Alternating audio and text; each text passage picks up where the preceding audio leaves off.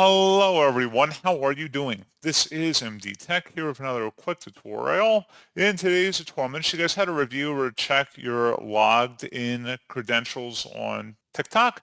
So if someone's recently accessed your account or logged in today's tutorial, I'm going to show you guys how to locate that information. And without further ado, let's go ahead and jump right into it. So all you have to do is navigate over to your TikTok profile, which you can achieve by selecting the profile icon in the bottom right.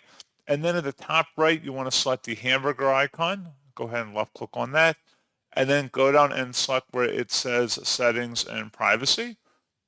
And now underneath settings and privacy, you want to select where it says security and permissions and left click on that. And it's going to say underneath security, your devices. Go ahead and left click on that. And underneath manage devices, you should see a list of all the current devices that are signed in on TikTok, as well as recent devices as well. And you can read additional information by clicking the little information icon here.